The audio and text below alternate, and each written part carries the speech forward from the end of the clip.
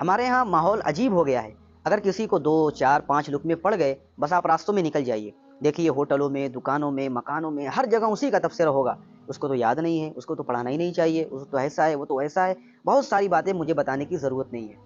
لیکن جہاں بہت ساری وجوہات ہو سکتی ہیں امام کو بھولنے کی، ایک وجہ یہ بھی ہوتی ہے کہ مقتدیوں کے ناقص وضو کا وبال ہوتا ہے۔ مسند احمد میں روایت ہے کہ نبی کریم صلی اللہ علیہ وسلم ایک بار فجر کی نماز میں سورہ روم کی تلاوت کر رہے تھے،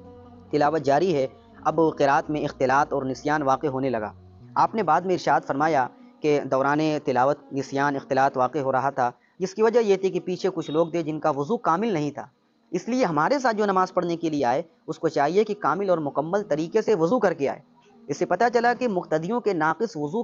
کا وبال بھی امام پر پڑتا ہے، اور امام غلطی میں پڑھنے لگتا ہے اور امام سے بھول ہونے لگتی ہے۔ لہٰذا جن لوگوں کو تکلیفیں ہو جاتی ہیں امام کے بھولنے سے، ذرا ان کو اپنے وضو کی طرف بھی دیکھنا چاہیے، کہیں ایسا تو نہیں کہ ہمارے ناقص وضو کی وجہ سے ہی امام غلطی میں پڑ رہا ہے۔ بہرحال لقمہ دینے میں احتیاط کی ضرورت ہے، بلکہ اعتدال کے راستے کو اختیار کرنا چاہیے، اصلاح کی نیت ہونی چاہیے، کسی کو پریشان کرنے کی نیت ہرگز نہیں ہونی چاہیے، بلکہ اکابر کا جو طریقہ رہا ہے اس طریقے کے مطابق عمل کرنے کی ضرورت ہے۔ اللہ تعالی ہمیں عمل کی توفیق عطا فرمائے۔